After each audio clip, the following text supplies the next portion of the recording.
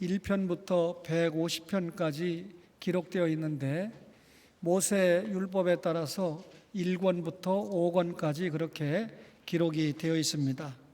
히브리 말로는 테일림이라고 하는데 다른 말로 세페르 테일림, 말하자면 시편을 찬양의 책이다 이렇게 말합니다.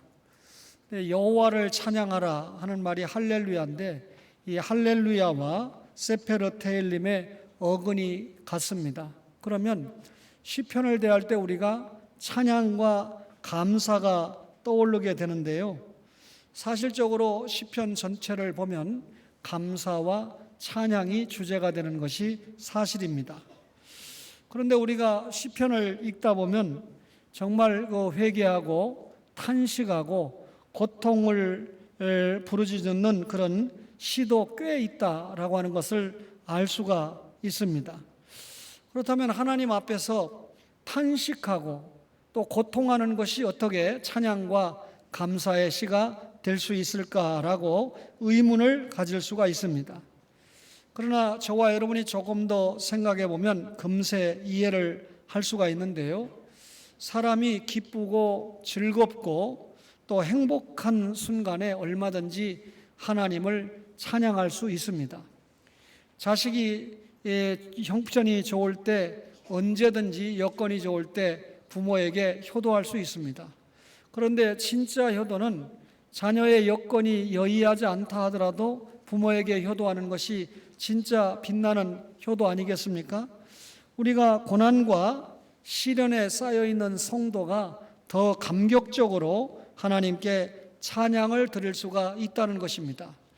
고난 자체나 환난 자체가 하나님께 찬양을 드릴 수 있다라고 하는 것은 아닙니다. 많은 성도들이 엄청난 고난과 환난 가운데서 특별한 체험을 합니다. 고난을 당하는 가운데 깊은 감동을 받습니다. 고난의 골짜기를 통과하면서 내가 혼자 고난을 당하는 것이 아니고 나를 구원하신 하나님께서 함께 하시는구나 하는 것을 깨닫게 됩니다. 아무 말이 없으신 것 같아도 하나님께서 나를 붙드시고 그리고 인도하신다는 그의 손길을 느낀다 그 말이죠. 따라서 이런 성도의 마음에는 형언할 수 없는 감사와 감동이 있게 되는 것입니다. 여러분과 저가 잘 아는 구약의 한 시기를 통과했던 다윗이라고 하는 이 인물이 최대 위기를 만났습니다. 오늘 시편 3편 1, 2절에 보니까 여호와여 나의 대적이 어찌 그리 많은지요 일어나 나를 치는 자가 많으니이다. 많은 사람이 나를 대적하여 말하기를 그는 하나님께 구원을 받지 못한다 하나이다 라고 고백했는데 다윗 자신이 당하는 최대의 위기를 하나님께 고하고 있는 장면입니다. 다윗은 고난 속에 살았던 사람인데 오늘 1절에 보니까 어찌 그리 대적이 많은지요 어찌라고 하는 말이 나오는데 원수들의 수가 엄청나게 많아서 탄식하는 데 사용된 수식어가 어찌라고 하는 말입니다. 다윗에게 수많은 고난이 있었지만 그 중에서 지금 최대 위기를 맞이했다는 것입니다. 다윗에게 아들이 6이 있는데 그 중에 셋째 아들이 본문에 나오죠. 압살롬이라고 하는 아들인데 그만 아버지 왕에 대항을 해서 반역을 했습니다. 이 세 번째 왕자이면서 다말의 오라비가 되는 그는 다른 왕자들을 죽이고 구술로 피난을 갔습니다. 그런데 다윗이 이 압살롬을 불러들여서 화해를 했지만 압살롬은 백성들과 왕의 모사인 아히도벨의 도움을 받으면서 반란을 일으키게 됩니다. 말하자면 자식이 아버지에 대해서 반란을 일으켰다 그 말이죠. 사실 이 다윗 임금이 크게 범죄한 후에 백성들의 마음이 다윗에게서 상당히 떠나게 되었습니다. 잘 아시는 대로 간음죄와 살인죄, 있어서는 안 될 죄가 다윗에게 나타났고 또 인구조사죄를 통해서 불신앙의 모습도 역력하게 보였습니다. 백성들의 마음도 결국 다윗을 떠나고 있었는데 바로 이런 기회를 통해서 압살롬이 4년 동안 아버지에 대해서 모반할 계획을 철저하게 세우게 됩니다. 자기 아버지에게 효도하고 동역자가 되어도 될까 말까인데 자기 아버지 왕 다윗을 넘어뜨리려고 죽이려고 4년 동안이나 준비를 했다. 말하자면 압살롬이 백성들의 마음을 얻기 위해서 4년이라는 시간을 사용했다. 성경에 보니까 압살롬이 대단히 잘생긴 사람이다, 압살롬보다 더 잘생긴 사람이 없다라고 표현할 만큼 대단했어요. 발바닥에서 정수리까지 흠이 없이 준수하게 생긴 사람이라고 사무엘하 14장 25절에는 기록을 하고 있습니다.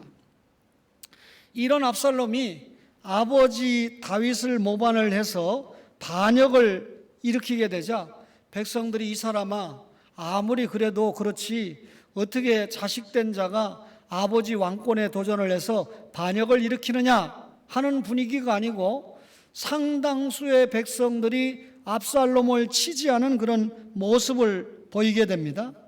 수많은 사람들이 압살롬을 지지해서 따라갔습니다.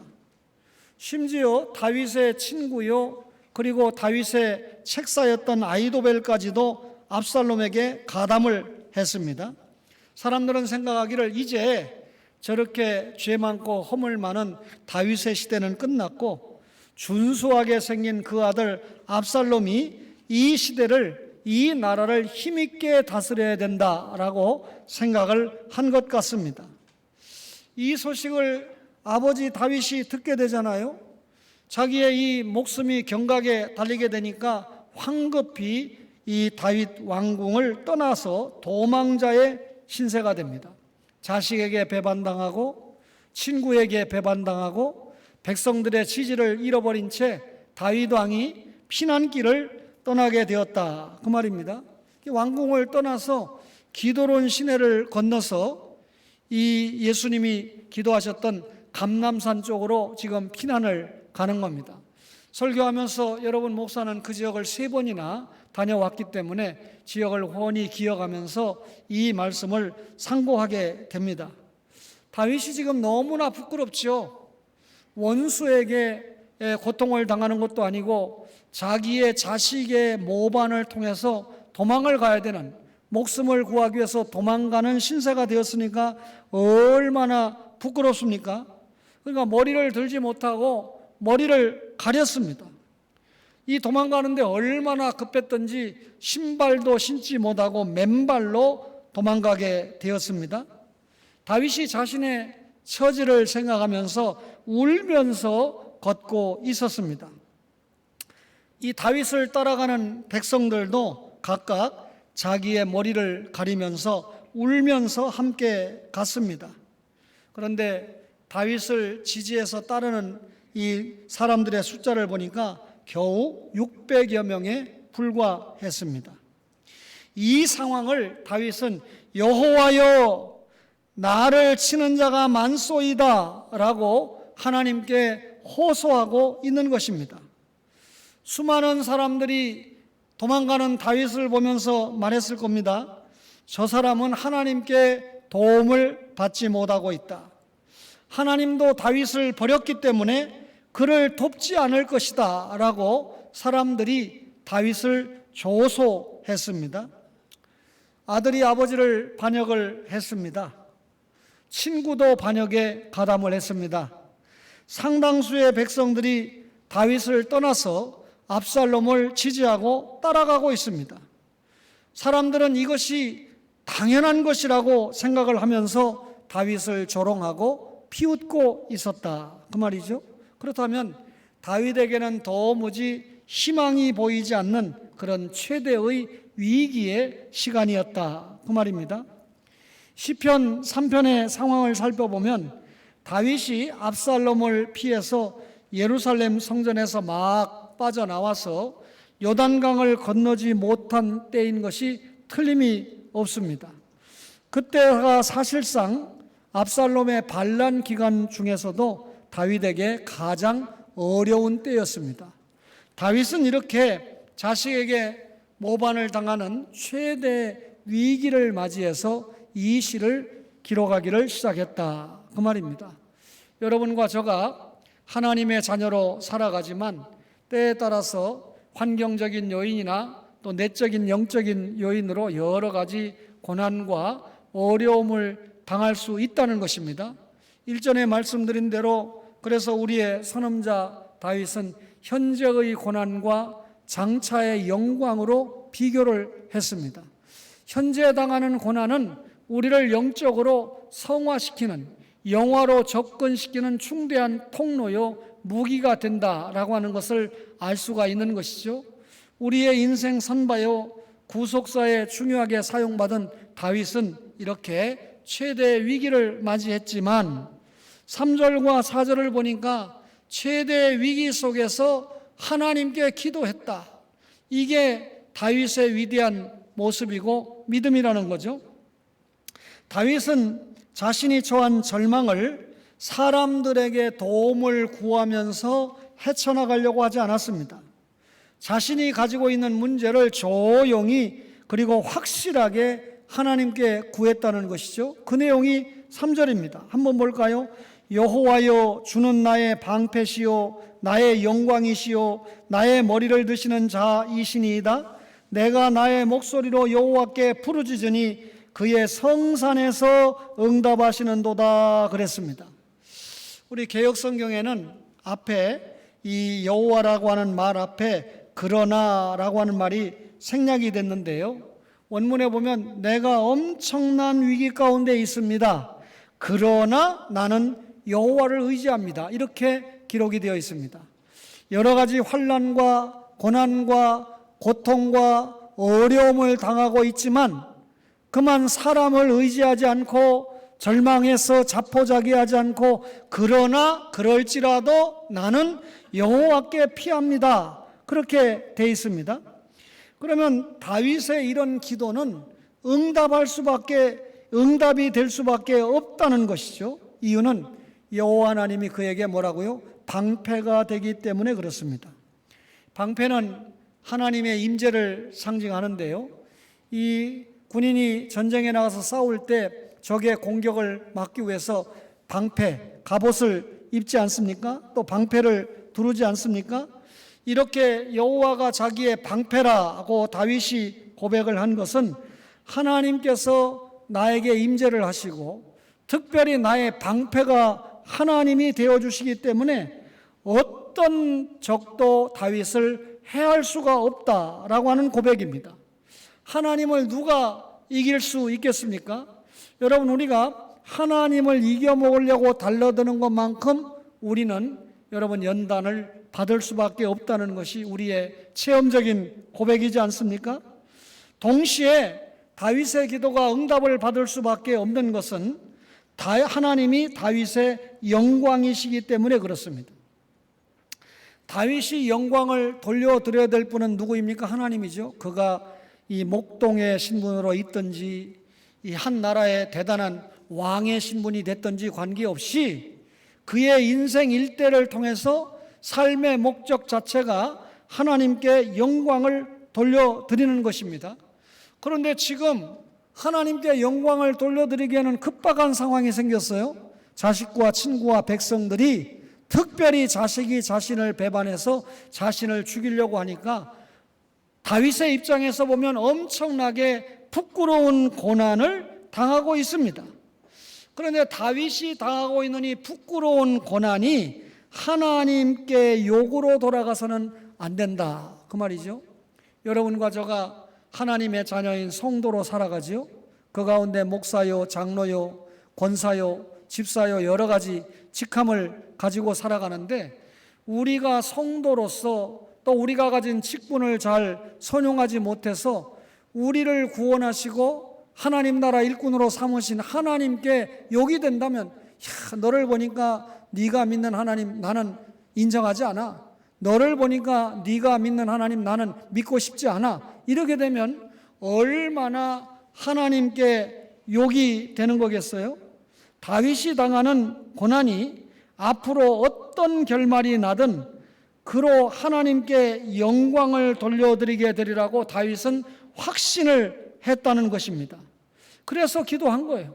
하나님, 내가 지금은 고난을 당하지만 이 고난을 통해서도 저는 하나님께 영광을 돌려드립니다 라고 하는 확신을 다윗이 가지고 있는데, 그렇게 되도록 하기 위해서, 그러니까 다윗이 지금 부끄러운 중에도 하나님께 영광이 되기 위해서 어떻게 합니까? 하나님이 다윗의 머리를 드시게 한다. 지금은 부끄러워서 머리도 못 들잖아요. 그런데 하나님께서 다윗의 머리를 드시게 하는 것은 다윗을 회복시키시고 결국 다윗을 통해서 누구에게 영광이 되도록 한다? 하나님께 영광이 되도록 한다라고 하는 거죠. 다윗은 그 시대에 단순히 이스라엘 백성들을 잘 다스리는 통치자로 부름을 받은 정도가 아니고 이스라엘 역사 자체가 예수 그리스도를 준비하는 역사이기 때문에 다윗이 받은 언약대로 그를 통해서 혈손이 끊어지지 않고 다윗의 왕통을 통해서 예수 그리스도가 오도록 그 시대에 준비하고 사용받는 것이 다윗의 삶의 존재의요 목적이 되는 것입니다. 하나님께서 시리와 좌절 가운데서 수그러진 다윗의 머리를 의기양양하게 들어 올리시게 하신다는 확신을 다윗이 가지고 있었습니다. 하나님께서 영광을 회복시켜 주실 것을 확신하는 다윗의 기도라는 거죠. 자신에게 주어진 왕으로서의 영광이 하나님께로부터 말미암아 왔다는 믿음이 다윗에게 이미 있었습니다. 그러니 다윗은 엄청난 고난을 당하고 세상적으로 참 부끄러운 수치를 당하는 중에도 하나님께 기도했다는 겁니다. 하나님은 나의 방패가 되십니다. 하나님은 저를 통해서 어떤 경우든지 영광을 받으셔야 될 뿐입니다. 하나님은 이런 다윗의 기도에 응답하셨다는 거죠. 기도하는 대로 응답하시지만 어느 때는 우리가 기대하지 않았고 기도하지 못한 것까지도 더 좋은 곳으로 채워주시는 것을 우리가 체험하지 않습니까? 어떤 때는 하나님께서 아주 신속하게 응답을 해 주시기도 하지만 어떤 때는 의외로 우리가 생각할 때 오래 지체하게 하심으로 인내하고 기다리는 훈련을 하게 하시기도 합니다. 그러나 분명한 것은 하나님은 우리의 기도에 응답하신다. 구하라 주신다. 찾으라 찾게 하신다. 두드려라 그러면 열게 해 주신다 라고 하는 것이 우리 주님의 약속입니다. 하나님은 자신이 하나님 앞에 어떤 고난 중에도 기도하면 하나님께서 그 기도를 응답해 주신다라고 하는 확신을 가지고 있었습니다. 고난 중에 이런 기도를 할 수 있었던 것은 그분이 나의 방패가 되시고 그분이 나의 영광이 되신다라고 하는 확신을 가지고 있었기 때문이죠. 따라서 고난 중에도 이렇게 기도할 수 있는 사람이라고 하면 두려워했겠습니까? 두려워하지 않았겠습니까? 두려워하지 않았다는 겁니다. 다윗은 자신이 닥친 큰 위기 앞에서도 오히려 그 마음은 확신에 차 있었습니다.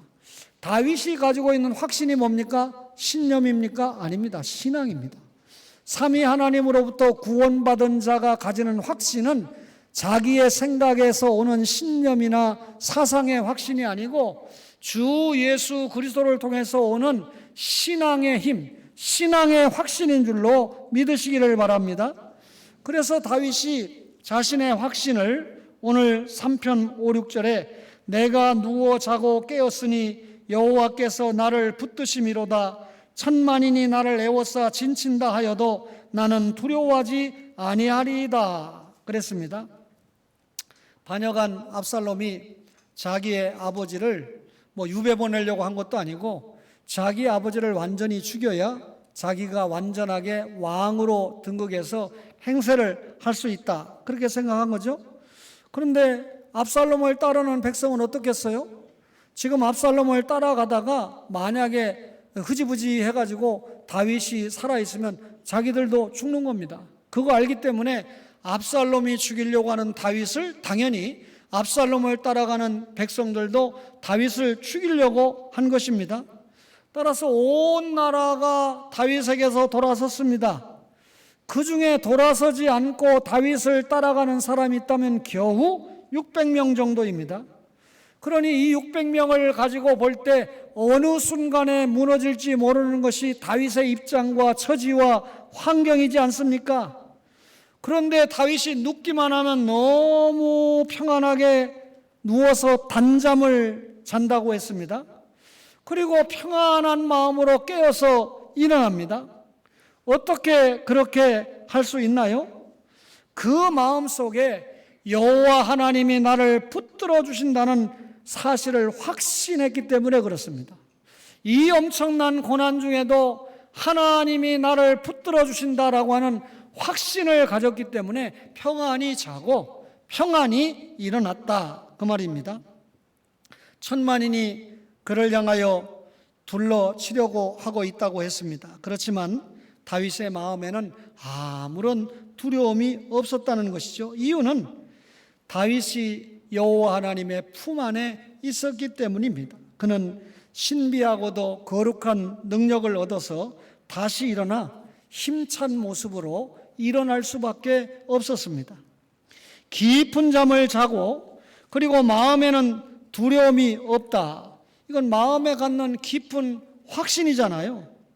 확신은 일종의 신뢰이지 않습니까? 성삼위 하나님께 대한 이 확신을 가지면 그것은 하나님을 확실하게 신뢰한다는 표현인데요. 여러분이 신뢰라고 하는 마음은 언제나 한 마음을 가지게 합니다. 여기 이 한 마음은 결국 두려움이 없는 마음을 말하는 것이죠. 그리고 이런 두려움이 없는 마음은 결국 사람에게 용기를 가지게 합니다.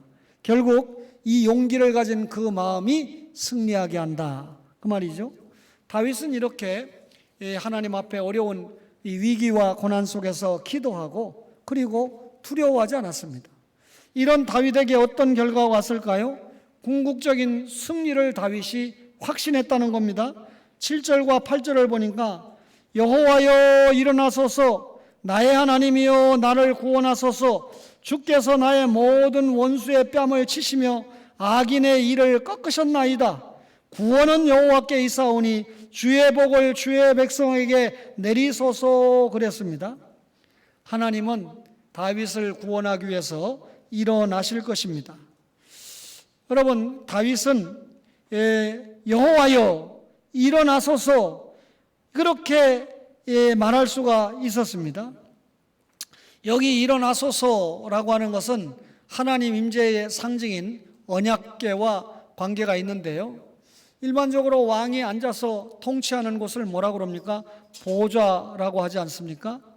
이 왕이 보좌에서 일어나서 활동을 하는 것처럼 언약궤 위에서 강림했던 하나님께서 일어나셔서 지금 고난 중에 있는 다윗을 도와달라고 부르짖는 기도가 여호와여 일어나소서, 저를 좀 도와주세요, 저를 좀 구원해 주세요, 그 말 아닙니까?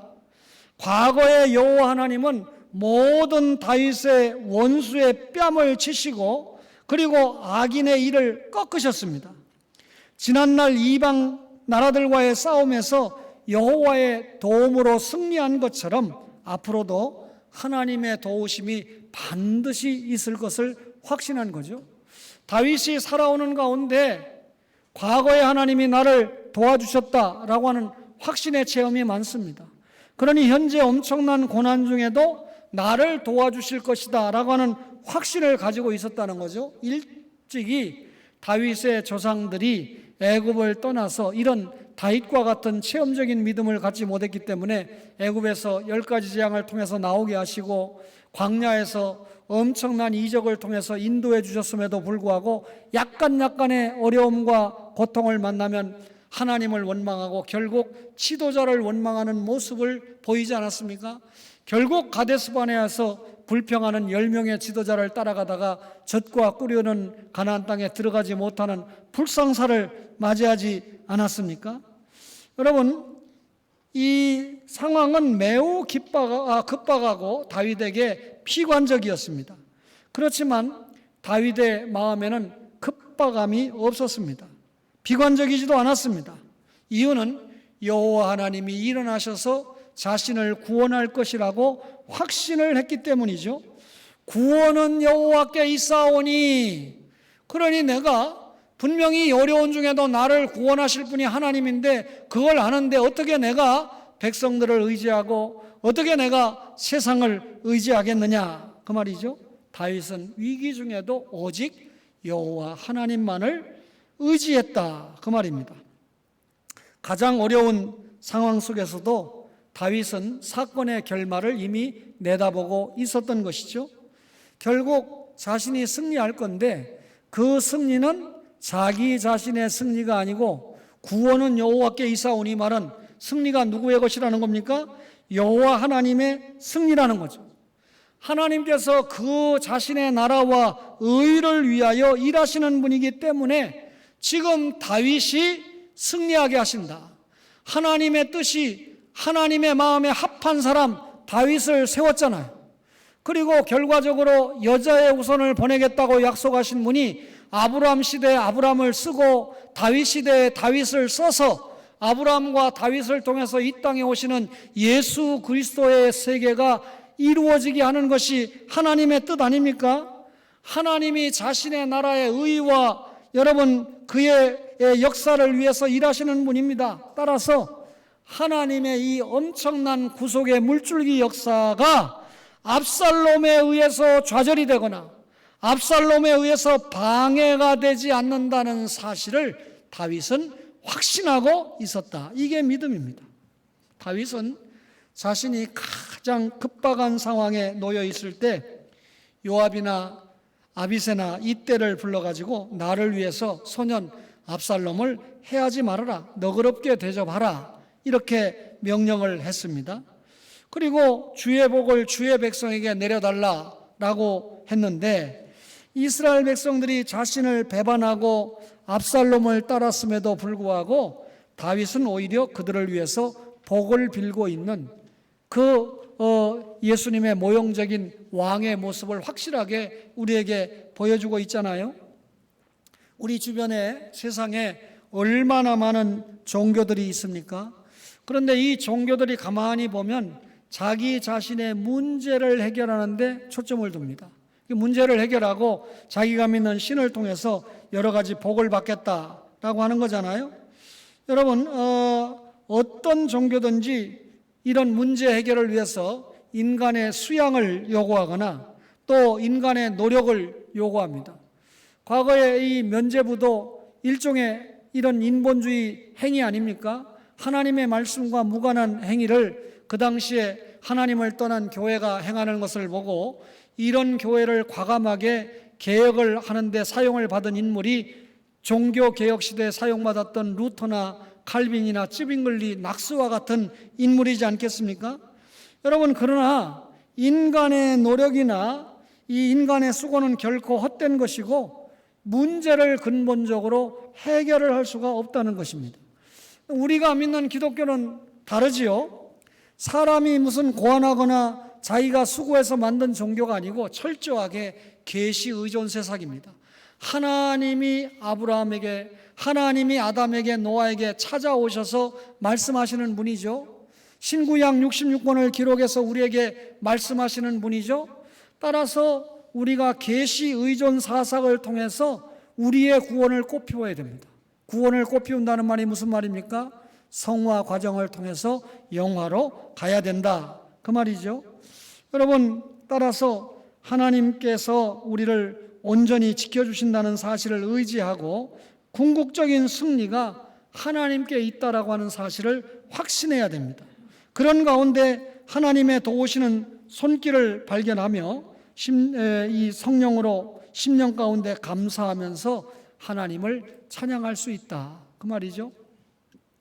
코로나19가 시작된 지도 꽤 된 것 같습니다. 긴 터널을 통과하고 있죠. 근데 아직도 코로나에서 빠져나온 것 같지는 않아요. 오늘도 저에게 목사님 코로나 때문에 교회 나오지 못합니다. 코로나가 걸렸어도 주일날 교회 나와서 주일 지키는 게 믿음이요, 이렇게 말 안 하잖아요. 가정에서 예배를 드려야죠. 그 한 사람이 와서 또 다른 성도들에게 또 옮겨서 힘들게 하면 함께 고생을 하니까요. 그러나 뭐 이제 면역도 생기고 주사도 맞고 하면서 어느 정도 이 감기 정도로 이렇게 몸살을 앓고 넘어가는 경우도 있지만, 마음이 무슨 어떤 질병을 미리 가지고 있거나 연약한 중에 있는 분들은 또 목숨을 잃는 경우도 종종 보게 됩니다. 그러니 빨리 이 코로나19가 종식이 되었으면 좋겠다. 과학이, 의술이 얼마나 발전을 했다고 지금 떠듭니까? 그런데도 지금 이 문제를 4년이 되도록 해결을 못하고 있는 것이 인간 과학과 의술의 한계이지 않습니까? 다 같이 힘이 들어있고 지쳐 있습니다. 그러나 여러분, 우리가 오늘 이 설교를 듣는 다윗의 고난에 비하면 코로나 고난이 더 크다 이렇게 말할 수 없습니다. 다윗은 아들에게 지금 목배임을 당할 만한 엄청난 위기를 당하고 있지 않습니까? 다윗이 여호와께서 나를 붙드심이로다 천만인이 나를 애워싸 진친다 하여도 나는 두려워하지 아니하리이다 라고 고백을 한 것처럼, 오늘 여러분과 저가 하나님만 의지하고 새로운 해가 떠오르면 새 생명 구원을 위해서 앞으로 사명을 감당하기 위해서 달려나가야 된다라고 하는 것이죠. 제가 이 찬양을 인도하시는 분들을 생각하면서도 한 달여 전에 이 설교 준비를 마치고 준비를 해왔습니다. 그런데 이 설교는 저와 제 아내가 지난 주일을 통과하면서 우리 부부를 위해서 하나님이 예비하신 설교다라고 생각하면서 오늘 저는 이 설교하면서 제가 듣고 있고 제 아내는 또 남편 목사의 설교를 들으면서 자신이 듣고 있습니다. 어떠한 위기와 고난이 온다 할지라도 하나님께 무릎 꿇는다 그 말이죠. 하나님께 확신한다 그 말이죠. 그리고 두려워하지 않습니다. 다윗이 그랬습니다. 그리고 다윗은 궁극적인 승리를 확신했습니다. 여러분, 하나님께서 여러분 우리에게 지상의 고난, 장차의 영광, 지상의 고난이 우리의 목적 아니잖아요. 장차의 영광을 생각하면서 신앙생활을 하는 거 아닙니까? 주님의 뜻을 생각하면서 이 말씀을 전하고 봤는데, 주님께서 신약의 다윗의 후손으로 오셔서 모든 사역을 성취하시고 뭐라 하십니까? 마가복음 16장 15절에 너희는 온 천하에 다니며 만민에게 복음을 전파하라 그랬잖아요. 사도행전 1장 8절에는 성령 임하시면 예루살렘부터 땅끝까지 내 증인, 예수 증인이 되라 그랬습니다. 마태복음 24장 14절에는 이 천국 복음이 모든 민족에게 증언되어야 하리니 그제야 뭐라고요? 끝이 오리라. 끝이 뭡니까? 예수님 재림이 끝이잖아요. 예수님이 재림이 되려고 그러면 그 직전에 복음 전파가 이루어져야 된다. 이 복음 전파 사명을 누가 감당하는 겁니까? 여러분과 저가 감당하는 거죠. 우리가 예수 믿는 사람들은 하나님 나라 일꾼 이 소리 많이 들었는데, 여러분 이 예수님 편에서 하나님 나라 일 뭡니까? 사도행전 1장 3절에 부활하신 후에 하나님 나라의 일을 말씀하시니라. 예수님이 말씀하신 하나님 나라의 일은 뭡니까? 오시고 사시고 죽으시고 부활하시고 승천하신, 특별히 십자가에 죽으시고 부활하신 것이 하나님의 일입니다. 그러면 우리 편에서 하나님의 일은 뭡니까? 예수님이 말씀하신, 예수님이 이루신 십자가와 부활의 사건을 그분의 명령을 따라서 땅끝까지 전해내는 것이 하나님의 일입니다. 그러니 교회 일을 하면서 먹고 마시는 일에 집중하는 것이 아니고, 어떻게 하든지 우리가 감당하지 못하는 것을 선교사님을 통해서 혹은 전도자를 통해서 주의 사자를 통해서 한 영혼이라도 구원해야 되겠다라고 하는 일에 집중하는 개인과 기관은 하나님 나라 일에 최선을 다하는 사람으로 인정을 받는 것이죠. 우리가 감당하는 하나님 나라 일은 복음 전파 전도입니다. 그리고 양육입니다. 사도 바울이 선교여행을 하면서 2차 선교여행을 하고 돌아올 때 1차 선교지역을 돌아갔죠. 양육이에요. 3차 선교여행을 하고 돌아올 때 2차 선교하면서 교회를 세웠던 데를 가서 또 세우고 문제를 해결해주고 양육합니다. 전도한 것으로 끝나지 않고 그가 하나님 앞에 바른 신앙을 가진 성도로 세우기 위해서 최선을 다하는 사명, 이게 양육의 사명이지 않겠습니까? 다윗은 고백합니다. 여호와여 일어나소서, 하나님이여 나를 구원하소서. 구원은 여호와께 있사오니 주의 복을 주의 백성에게 내리소서 그랬습니다. 주의 복을 주의 백성에게 내리려고 하면, 구원의 복이 내려지려고 하면, 또 성화의 복이 내려지려고 하면 어떻게 됩니까? 지금 이 사실을 알고 있는 여러분과 저가 주의 복음을 전파하고, 그리고 주의 복음을 가르쳐서 전도하고 바로 세워야 될 거 아닙니까? 주님의 몸된 교회를 바로 세워야 될 거 아닙니까? 사랑하는 초원의 가족 여러분, 다윗을 통해서 여호와여 일어나소서, 이게 다윗의 고백인 것 같지만 사실상 오늘 설교하는 목사와 말씀을 받는 여러분과 저의 고백이기 때문에 성경이 기록된 것입니다. 그리고 이 성경이 우리의 신앙과 행위의 표준이 되는 것입니다. 그렇게 받으시고 사시기를 주의 이름으로 간절히 바랍니다.